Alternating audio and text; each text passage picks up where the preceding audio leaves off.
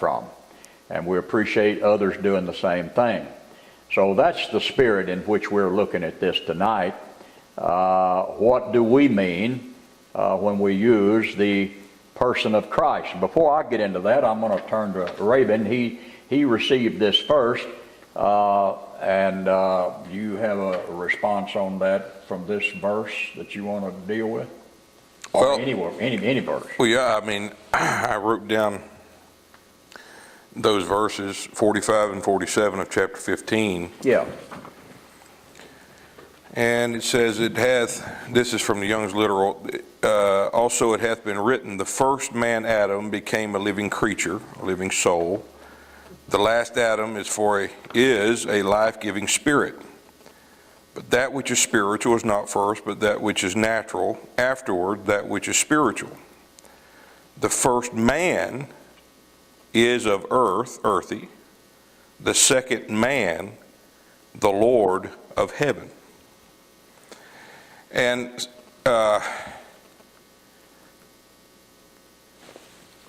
this verse uses the word man. Yes. And I've looked it up in both places where it's referring to the first man and the second man, and it's the same word. Yes, it is. Anthropos, which means man. He doesn't use a different word, trying to differentiate it, because in using the word man, he's not trying to demean the second man by bringing him into some equality with humanity or making him a human individual.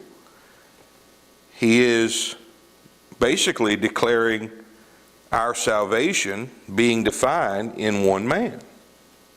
Just as if all man was defined in one man, just like you read in Romans chapter 5. But I was writing some stuff here about it.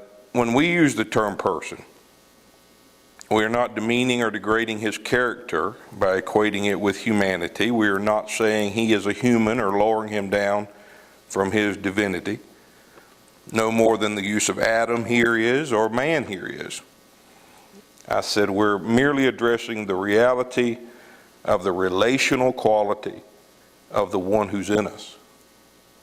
And not only our relation to him, but more so, I think, is God's relation to us in him or by him.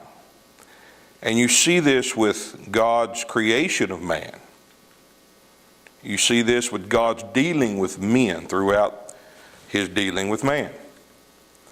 There's a reason he didn't deal with rocks or trees. He dealt with a man. He dealt with people. He dealt with a person. And that's not saying, oh, he wants to deal with each individual person. It was a testimony of how he would relate to me and you. Yeah. And that was relating to all in one man. Israel is my son. That's him relating to the whole in light of a person. Son is a person. Yes. He didn't say Israel is my spirit. He said he's my son, because there is a person involved in it.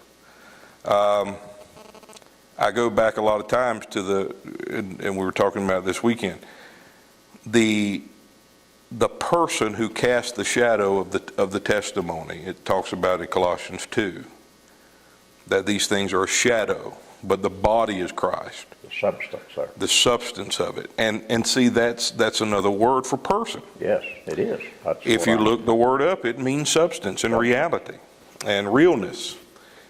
So when he's talking about the shadow, it's not a truck that casts the shadow or anything. It's a person, because the body belongs to Christ.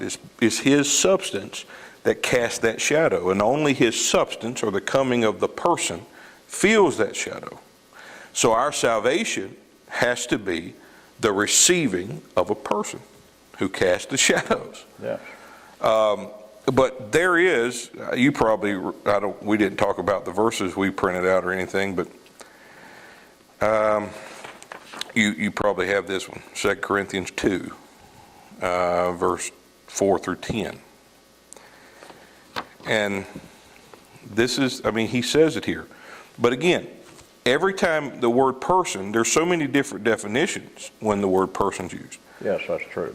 And Well, let me read this first. For out of much affliction and anguish of heart I wrote unto you with many tears. Not that you should be grieved, but that you should know the love which I have more abundantly unto you. But if any have caused grief, he hath not grieved me, but in part, that I may not overcharge you all. Sufficient to such a man is this punishment, which was inflicted of many. So that contrariwise ye ought rather to forgive him and comfort him, lest perhaps such a one should be swallowed up with overmuch sorrow. Wherefore I beseech you that you would confirm your love toward him.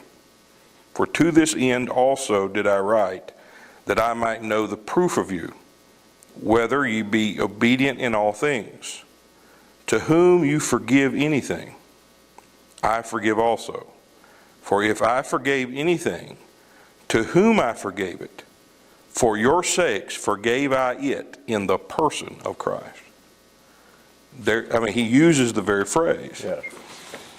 But that word, and you have verses there, and I won't read these because it's probably the same, but the word person has many definitions. It means substance, it means real,